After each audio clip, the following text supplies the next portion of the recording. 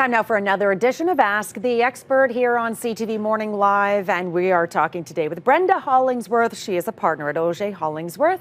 If you'd like to send in any questions for her, she's a personal injury lawyer. You can reach us by phone, 613-789-6559, extension 2803. Or send us an email and I will ask that question on your behalf, ottawa.morning@ctv.ca. You can also send that message via Facebook. Good morning, Brenda. Thanks for being along with us today. Yeah, good morning. Nice to see you. All right, we are going to run through a few scenarios that are common scenarios you deal with at your firm. Let's start with the first one. You were a passenger in a single car accident. You and two other people in the car were injured. Who pays for your compensation? What if the driver doesn't have enough insurance to cover all the injuries? Who pays for your no-fault benefits? Okay, there's a lot to unpack in that one. The one thing for sure is if you're a passenger, you are not at fault. I mean, unless you grab the wheel, which apparently does happen, but you are not at fault. So you've got to look at who's responsible for the accident. Sometimes it's obvious. For example, in a rear end accident, most of the time it's going to be the car behind in Ontario who is responsible. But other times, let's say there's a four-way stop and the crash happens in the middle of the intersection, or there's one car turning left and another car speeding that would have had the right of way, except that they were speeding. In those situations, it can be confusing. And you may have to actually seek compensation from both drivers involved in the crash. So it really is going to depend on the very specific scenario in your accident, and a personal injury lawyer is going to be able to help you with that. And then if the driver doesn't have enough insurance to cover all of the injuries, so you're going to both drivers then, that would cover it presumably? Hopefully. Most drivers in Ontario have $1 million. Some have two, some have five. $1 million sounds like a lot, but if there are multiple people injured, it's not $1 million per person, it's $1 million per accident. And so if you have your own car insurance, or you live with someone who's a family member who has car insurance, you're going to want to look to see what your family protection is. So your family protection endorsement that's on your own insurance. We talk about this fairly often. It's really important to make sure that you, A, have it. Most people do, but make sure you have it. And secondly, what is the limit? And if you can afford $2 million, you should get it. Yeah, I've heard that many times. Yeah. And why, like, in what case would that be? Because you said it can be circumstantial for your family. Is that if you have a lot of people using a vehicle? I think everyone who can afford $2 million should get $2 million. Because let's say you're in this scenario where you're in the car. Let's say it's a friend driving, a different friend from a different household is a passenger, and you are a passenger. You and the other passenger are significantly injured, and there's only $1 million. And let's say you're a young person and you can't work for the rest of what would have been your career. If that driver only has $1 million in insurance, you are splitting that with the other passenger. But if you have $2 million, you get your share of the driver's $1 million, and then you get an extra $1 million from your own insurance company, or at least access to it. So anytime you're in an accident where there's multiple people claiming on one policy, your own insurance can help you if you have enough coverage. So that's called the family protection endorsement. It's really important. It's not very expensive. You want to make sure you have it, and you want to get as much as you can afford. What happens if you don't have it and there's several people injured?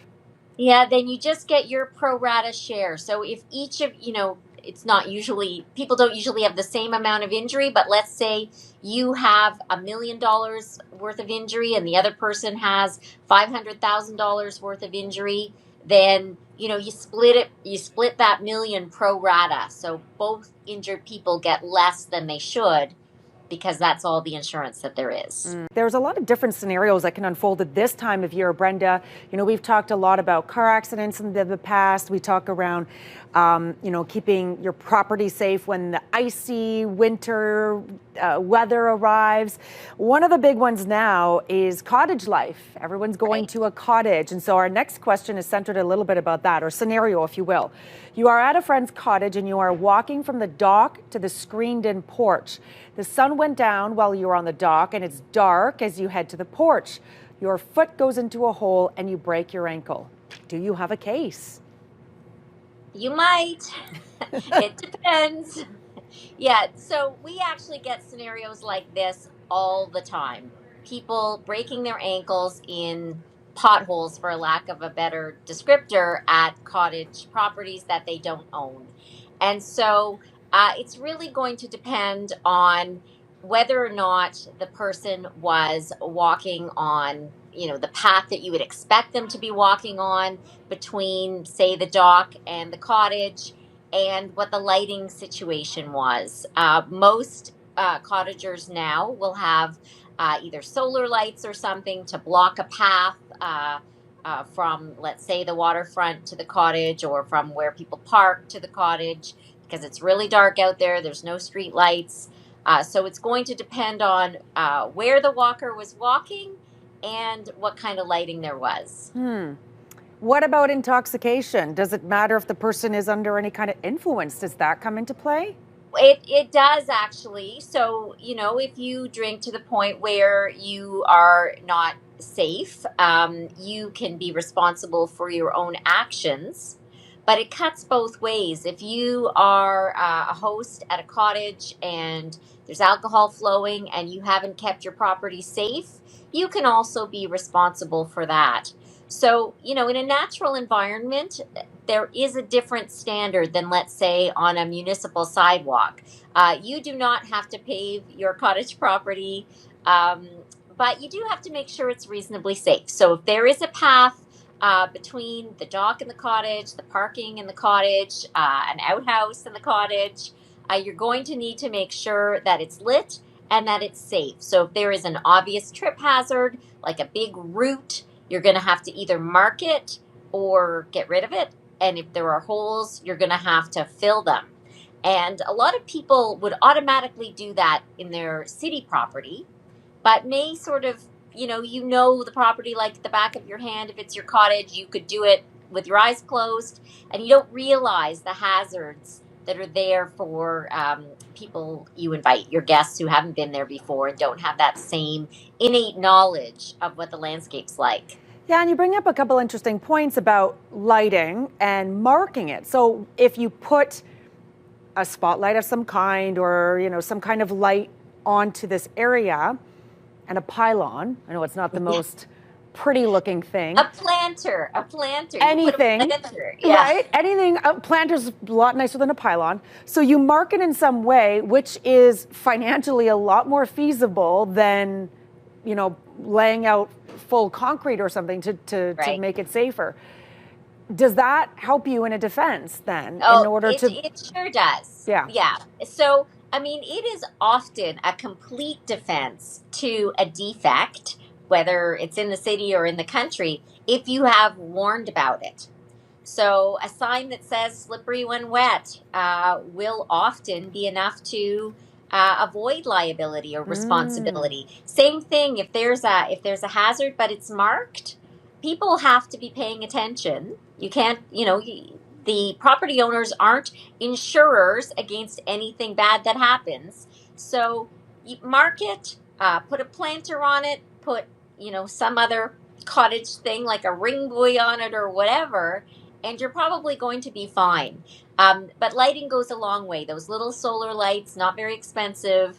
Marking the safe path. Why not just sort of take that pothole or that route out of the path, mark it with lights, and you're probably going to escape any trouble.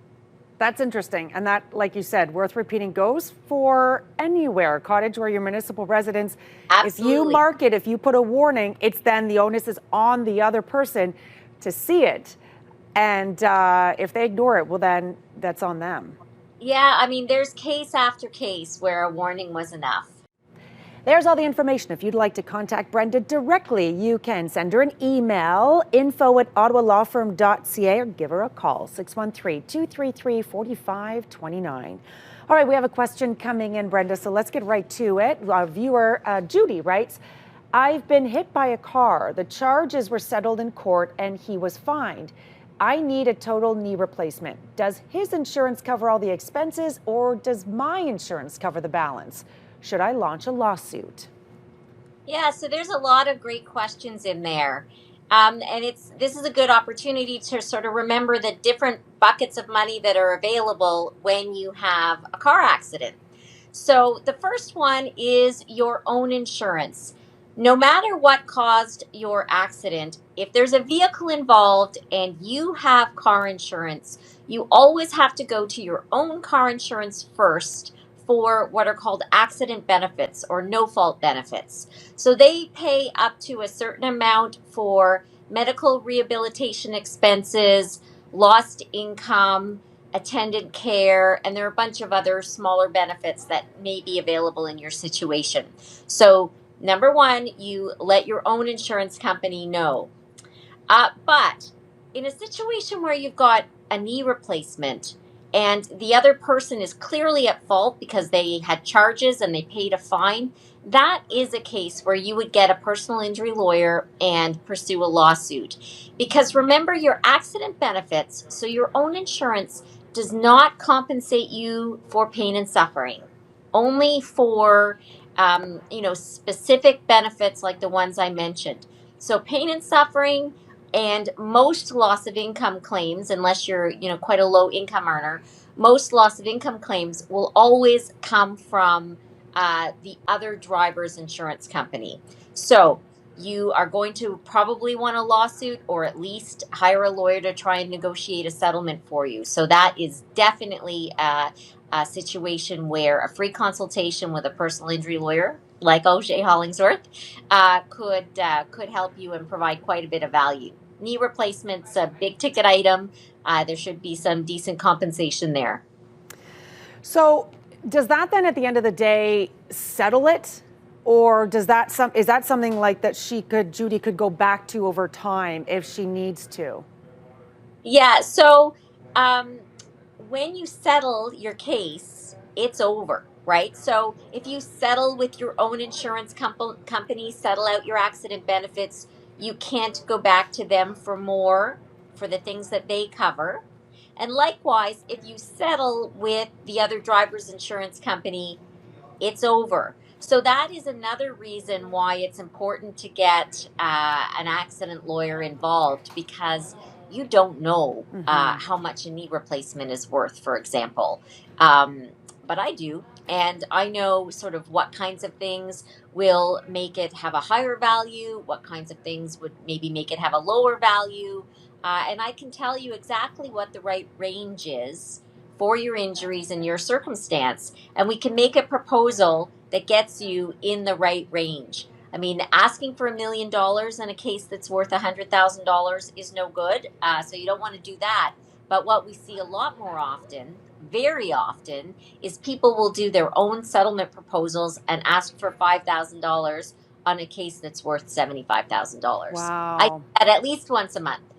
Wow. So Yeah. It just goes to show, I mean, that phone call to an injury lawyer can make a massive difference. I mean, not only for your knowledge and for all the things that you probably don't know, but that settlement and the dollar figure at the very end of the day. Well, the other thing is, insurance companies know that if you have a lawyer, you're potentially going to go to trial and push it. If you don't, the chance of somebody self-representing themselves in a personal injury case is quite low. You're allowed to do it. You can do it. But given that personal injury lawyers don't get paid unless there's a settlement, why not get one? And so they know that if you're doing it on your own, you probably don't really know what you're doing, and they're going to take advantage of that. Wow. Good information. Yeah. Always great chatting with you, Brenda, and thanks so much for joining us today on Ask the Expert. Yeah, my pleasure. We'll see you soon. All right, if you'd like to reach out to Brenda directly, here's how you do it. Don't forget, it's a good way to get more information before you do anything else. If you need a personal injury lawyer, give Brenda a call. info@ottawalawfirm.ca, 613-233-4529, or you can go and check them out on the web as well.